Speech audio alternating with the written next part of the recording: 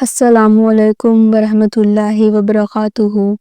پچھلی ویڈیو میں ہم نے دیکھا کہ اللہ تعالیٰ نے منافقین کی پہچان اور ان کی فطرت کے بارے میں کیا فرمایا۔ ہم نے آیت 15 تک ان کے دوہرے رویے کو سمجھا۔ آج ہم اس سلسلے کو آیت 16 سے آگے بڑھائیں گے، جہاں اللہ ان لوگوں کی مثال دے کر بتاتے ہیں جو ہدایت کو چھوڑ کر گمراہی خریدتے ہیں، اور اس کے بعد ان کا انجام کیا ہوگا۔ چلیے شروع کرتے ہیں سورہ البقرہ کی آیت نمبر 16 سے۔ اولئک الذین اشتروا الضلالۃ بالہدی فما ربحت تجارتہم وما کانوا مہتدین۔ یعنی یہ لوگ ہیں جنہوں نے ہدایت بیچ کر گمراہی خرید لی، ان کا یہ سودا ان کے لیے نقصان ہی نقصان بنا اور وہ کبھی راستے پر نہیں آئے۔ دیکھو، انہوں نے دنیا کے چھوٹے فائدے کے لیے دین کھو دیا۔ جسے اللہ کے راستے کی قیمت سمجھ نہیں آئی، اس کا ہر کام نقصان والا سودا بن جاتا ہے۔ آیت نمبر 17 میں اللہ تعالیٰ فرماتے ہیں، مَثَلُهُمْ كَمَثَلِ الَّذِي اسْتَوْقَدَ نَارًا فَلَمَّا أَضَاءَتْ مَا حَوْلَهُ ذَهَبَ اللَّهُ بِنُورِهِمْ وَتَرَكَهُمْ فِي ظُلُمَاتٍ لَا يُبْصِرُونَ۔ یعنی ان کا حال اس شخص جیسا ہے جس نے آگ جلائی، اور جب اس آگ نے آس پاس روشن کیا تو اللہ نے ان کا نور چھین لیا اور انہیں اندھیرے میں چھوڑ دیا کہ کچھ دیکھ نہ سکیں۔ سبحان اللہ! یعنی پہلے ان کے پاس روشنی تھی، علم، ایمان یا سچائی کا ایک موقع، لیکن جب انہوں نے اس روشنی کو منع کر دیا تو اللہ نے وہ روشنی چھین لی۔ اب وہ اندھیروں میں کھو گئے، نہ سچ سمجھ پاتے ہیں، نہ راستہ دیکھ پاتے ہیں۔ یہ اس سودے کا انجام ہے جس کا ذکر آیت نمبر 16 میں ہوا تھا، ایک گھاٹے کا سودا۔ آیت 18 میں اللہ تعالیٰ نے فرمایا ہے، صُمٌّ بُکْمٌ عُمْیٌ فَہُمْ لَا یَرْجِعُونَ۔ یعنی وہ بہرے، گونگے اور اندھے ہو گئے ہیں اور اب کبھی واپس نہیں لوٹیں گے۔ یہ مثال ان لوگوں کی باطنی یعنی انر اور روحانی موت کو واضح کرتی ہے جن کا ذکر آیت نمبر 17 میں ہوا تھا۔ وہ حق کی پکار سننے سے بہرے ہیں، وہ ایسی نصیحت اور حق کی بات کو نہیں سنتے جنہیں سن کر ان کا دل نرم ہو۔ وہ سچ بات بولنے سے یا ایمان کا اقرار کرنے سے گونگے ہیں، وہ نفاق کی وجہ سے حقیقت کو زبان پر نہیں لاتے۔ وہ حق کی روشنی دیکھنے سے اندھے ہیں، حالانکہ ان کے سامنے اللہ کی نشانیاں موجود ہیں، مگر وہ اپنی باطنی آنکھوں سے انہیں دیکھ کر بھی نہیں دیکھ پاتے۔ ان تینوں عذاب کی وجہ سے اللہ فرماتے ہیں کہ اب وہ گمراہی کے اس اندھیرے سے ہدایت کی طرف واپس نہیں آ سکتے۔ انہوں نے خود ہی راستہ چھوڑ دیا، اس لیے اب ان کا پلٹنا مشکل ہے۔ آیت نمبر 19 میں اللہ تعالیٰ نے کہا ہے، أَوْ كَصَيِّبٍ مِّنَ السَّمَاءِ فِيهِ ظُلُمَةٌ وَرَعْدٌ وَبَرْقٌ يَجْعَلُونَ أَصَابِعَهُمْ فِي آذَانِهِم مِّنَ الصَّوَاعِقِ حَذَرَ الْمَوْتِ وَاللَّهُ مُحِيطٌ بِالْكَافِرِينَ۔ یعنی یا پھر ان کا حال اس برسات جیسا ہے جس میں اندھیرا، بجلی اور گرج ہے۔ وہ بجلی کی گرج سے ڈرتے ہیں، اپنی انگلیاں کانوں میں ڈال لیتے ہیں موت کے خوف سے، لیکن اللہ کا قہر ان کافروں کا پیچھا نہیں چھوڑتا۔ یہاں ایک بہت خوبصورت ایک ایگزامپل ہے۔ منافق لوگ ایسے ہیں جیسے طوفان میں پھنسا ہوا آدمی، بجلی چمکتی ہے تو تھوڑی دیر کے لیے دیکھ لیتے ہیں، پھر اندھیرا آتا ہے تو پھر کھو جاتے ہیں۔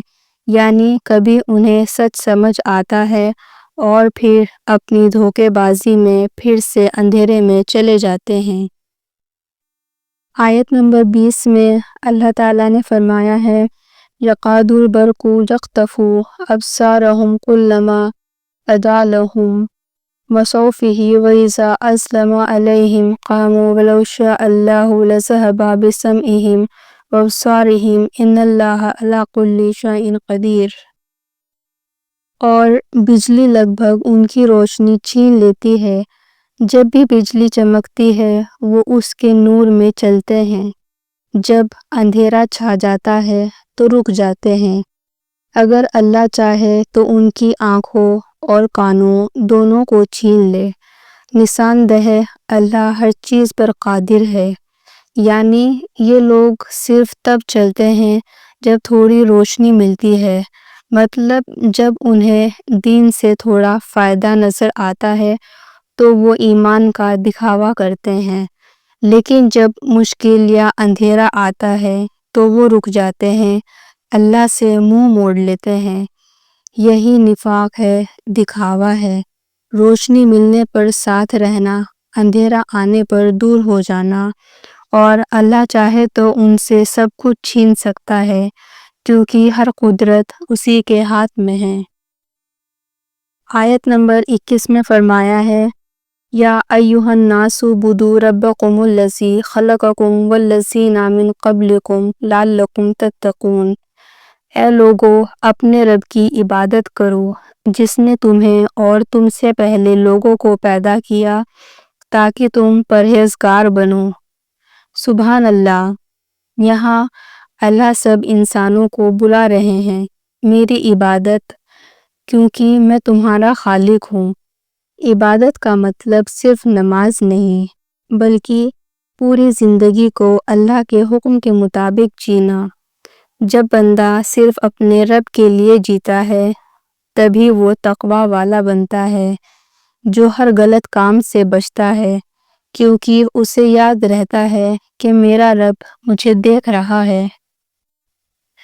آیت نمبر 22 میں اللہ تعالیٰ نے فرمایا ہے، الذی جعل لکم الارض فراشا والسماء بناء وانزل من السماء ماء فاخرج به من الثمرات رزقا لکم فلا تجعلوا للہ اندادا وانتم لا تعلمون۔ یعنی وہی ہے جس نے تمہارے لیے زمین کو بستر بنایا، آسمان کو چھت، اور اس نے آسمان سے پانی برسایا، پھر اس کے ذریعے تمہارے لیے پھل اور پھول نکالے، تو جب تم جانتے ہو تو اللہ کے ساتھ کسی کو شریک نہ بناؤ۔ اللہ یاد دلاتا ہے کہ تمہارے ہر آرام، ہر روزی، ہر سکون اسی کے کرم سے ہے۔ زمین تمہارے لیے رہنے کی جگہ، آسمان تمہارے لیے چھت، بارش تمہارے لیے رحمت۔ پھر کیسے کسی اور کو اللہ کے برابر رکھا جا سکتا ہے، جب سب کچھ دیتا ہے، اور جو سب کچھ دیتا ہے اس کے ساتھ کوئی برابر نہیں۔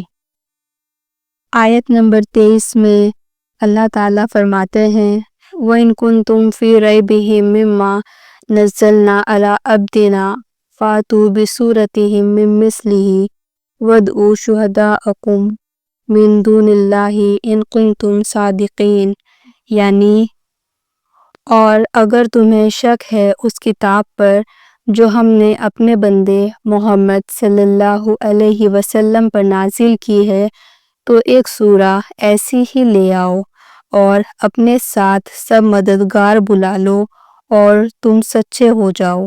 یعنی اللہ تعالیٰ کھلا چیلنج کے ساتھ کہہ رہے ہیں، اگر تم سمجھتے ہو کہ یہ قرآن انسان کا کلام ہے تو ایک سورہ ایسی ہی بنا لو۔ لیکن 14 صدیاں بیت گئی، کوئی آج تک ایک سورہ بھی ویسی نہ لا سکا۔ قرآن کا ہر ایک لفظ، اس کی رحمت اور اس کا نور، سب کچھ اللہ تعالیٰ کا ایک معجزہ ہے۔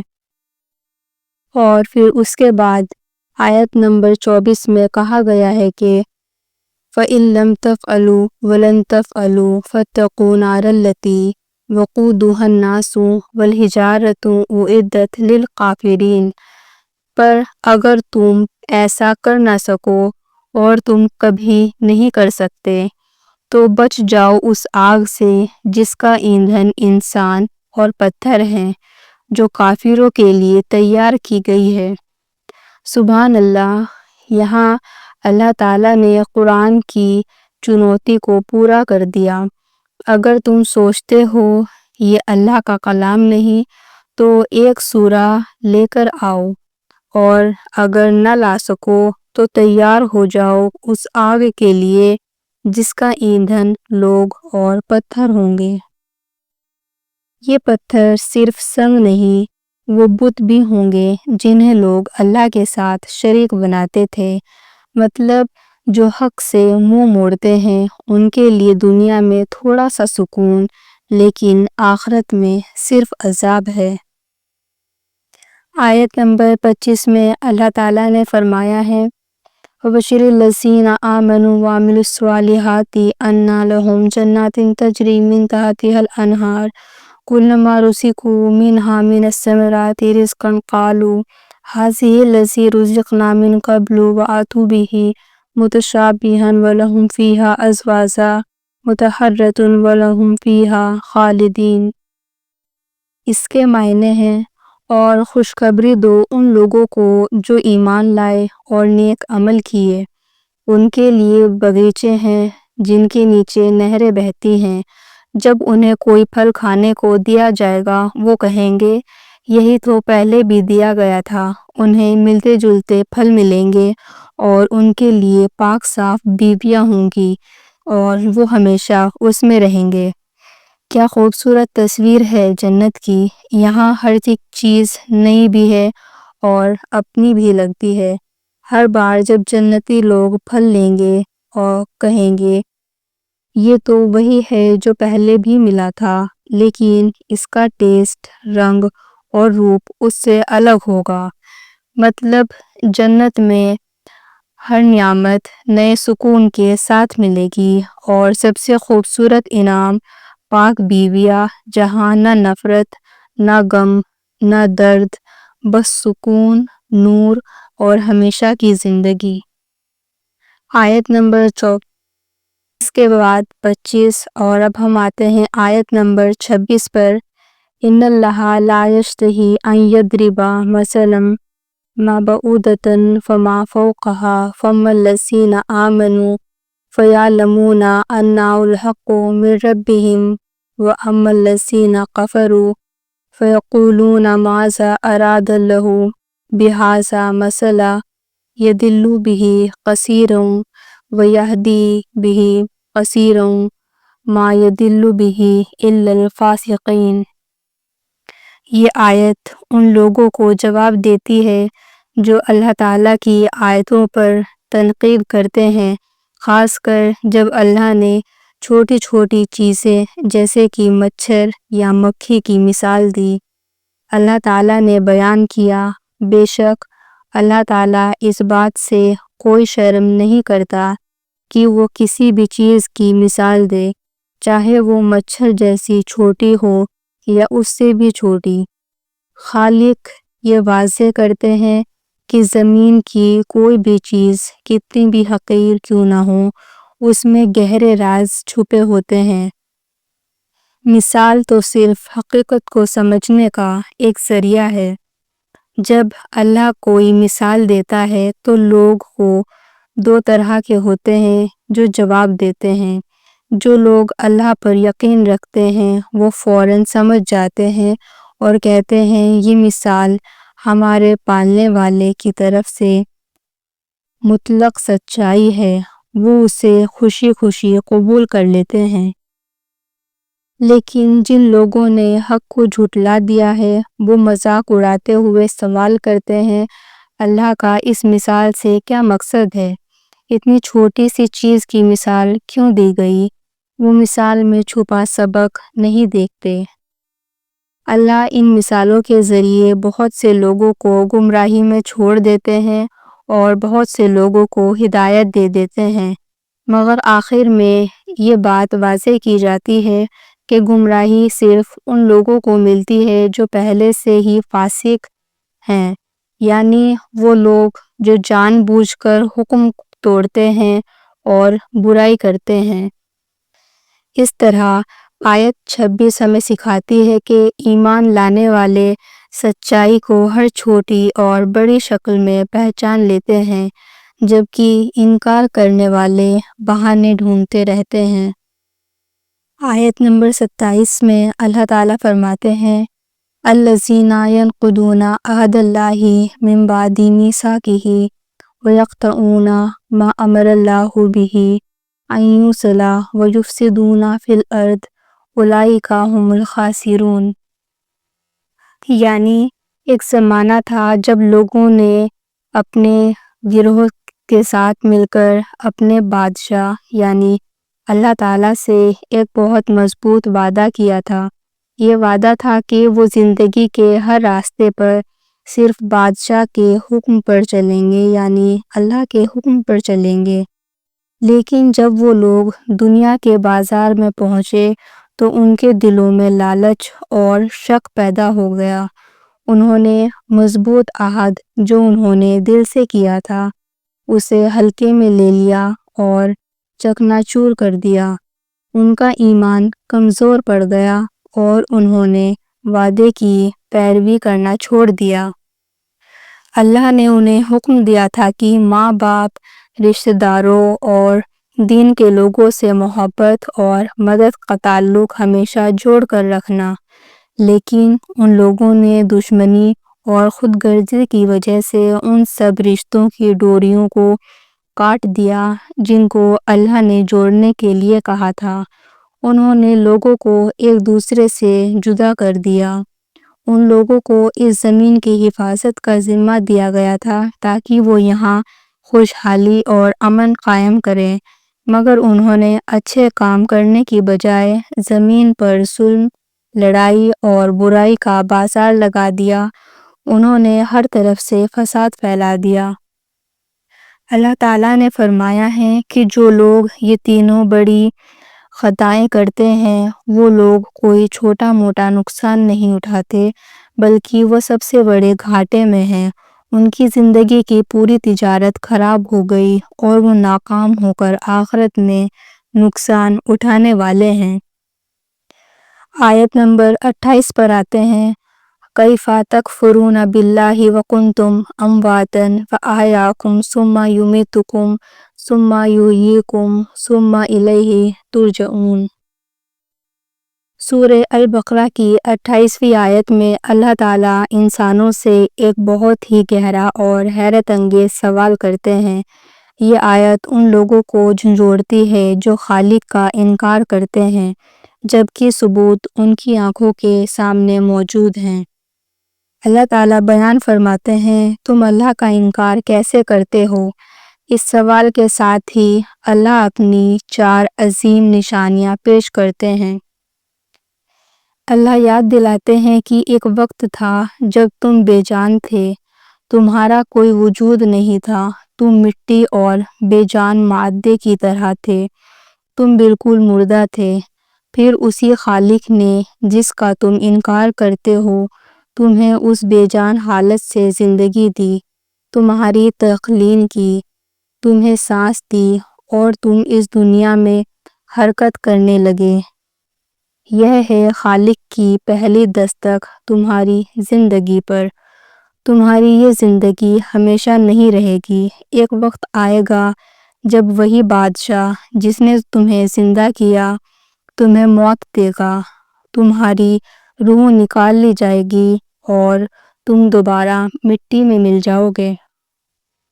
اور اس کے بعد کہانی ختم نہیں ہوتی۔ وہ ذات جس نے تمہیں بے جان سے زندہ کیا تھا وہی ذات قیامت کے دن تمہیں دوبارہ زندہ کرے گی اور قبروں سے اٹھا کھڑا کرے گی۔ اس 4 مرحلوں کا سفر کے بعد آیت ختم ہوتی ہے اس حقیقت پر اور آخر میں تم سب اسی خالق کی طرف ہی لوٹ دیے جاؤ گے۔ اب آتے ہیں آیت نمبر 29 پر هو الذی خلقکم ما فی الارض جمیعا ثم استوی الی السماء فسواہن 7 سماوات وہو بکل شیء علیم۔ پچھلی آیت میں اللہ نے زندگی اور موت کے ذریعے اپنی قدرت ثابت کی تھی۔ اب اس نئی آیت میں وہ زمین اور آسمان کی طرف اشارہ کرتے ہیں۔ اللہ تعالیٰ بیان کرتے ہیں وہی ذات ہے جس نے تمہارے لیے وہ سب کچھ پیدا کیا جو اس زمین پر موجود ہے۔ ذرا غور کیجئے، اس زمین پر جتنی بھی چیزیں ہیں، درخت، پانی، پہاڑ، کھیتوں کی پیداوار، خزانے، یہ سب صرف انسانوں کے فائدے اور استعمال کے لیے بنایا گیا ہے۔ یہ زمین ہمارے لیے ایک عظیم دعوت خانہ ہے۔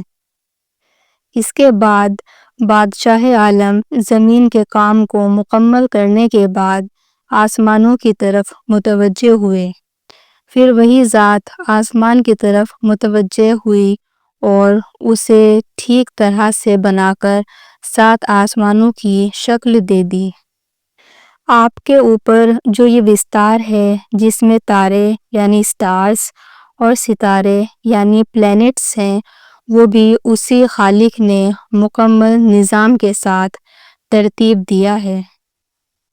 اور پھر اس آیت کی اینڈنگ ایک بڑی بات سے ہوتی ہے، اور وہی ذات ہر چیز کا مکمل علم رکھنے والا ہے، یعنی جس بادشاہ نے تمہارے لیے زمین اور آسمان کو پیدا کیا، وہ صرف بنانے والا ہی نہیں ہے بلکہ وہ ہر چھوٹی سے چھوٹی اور بڑی سے بڑی بات کو جاننے والا ہے۔ اس کے علم سے کوئی چیز چھپی ہوئی نہیں ہے۔ اب آتے ہیں آیت نمبر 30 پر۔ اس میں کہا گیا ہے وَإِذْ قَالَ رَبُّكَ لِلْمَلَائِكَةِ إِنِّي جَاعِلٌ فِي الْأَرْضِ خَلِيفَةً قَالُوا أَتَجْعَلُ فِيهَا مَن يُفْسِدُ فِيهَا وَيَسْفِكُ الدِّمَاءَ وَنَحْنُ نُسَبِّحُ بِحَمْدِكَ وَنُقَدِّسُ لَكَ قَالَ إِنِّي أَعْلَمُ مَا لَا تَعْلَمُونَ۔ یہ آیت اس واقعے کو بیان کرتی ہے جب اللہ تعالیٰ نے حضرت آدم علیہ السلام کو اس زمین پر پیدا کرنے کا فیصلہ کیا، اور انہوں نے اس بارے میں فرشتوں سے پوچھا اور فرمایا میں زمین میں ایک خلیفہ بنانے والا ہوں۔ جب فرشتوں نے یہ بات سنی تو انہوں نے ادب کے ساتھ سوال کیا۔ انہیں زمین کے ماضی کے کچھ تجربے یاد تھے، اس لیے انہوں نے عاجزی سے پوچھا کیا تم زمین میں اس کو پیدا کرو گے جو اس میں فساد پھیلائے گا اور خون بہائے گا، جبکہ ہم تیری تعریف کے ساتھ تیری پاکیزگی اور بڑائی بیان کرتے ہیں۔ فرشتوں نے ایک طرح سے عجیب ماحول کا اظہار کیا۔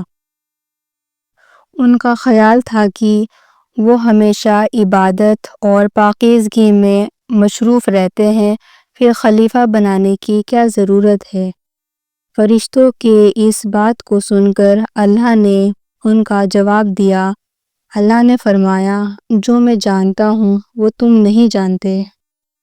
اس جواب میں اللہ نے یہ واضح کر دیا کہ انسان میں صرف برائی کی صلاحیت ہی نہیں بلکہ اس میں وہ قابلیت بھی ہے جو زمین پر حق اور انصاف قائم کرے، اور وہ راز بھی ہے جو صرف اللہ ہی جانتا ہے۔ آج ہم نے سورہ البقرہ کی آیت 16 سے 30 تک کا ترجمہ اور پیغام سمجھا۔ انشاءاللہ اگلے حصے میں ہم آیت 31 سے 45 تک کا ترجمہ سیکھیں گے۔ اللہ ہمیں قرآن سمجھنے اور اس پر عمل کرنے کی توفیق دے، آمین۔ اپنا خیال رکھیے گا اور دعاؤں میں یاد رکھیے، اور اگر آپ چاہتے ہیں کہ آپ کو ایسی ہی روحانی معلومات ملتی رہے تو چینل کو ضرور سبسکرائب کریں اور ویڈیو کو لائک اور شیئر کرنا نہ بھولیں۔ جزاک اللہ خیر۔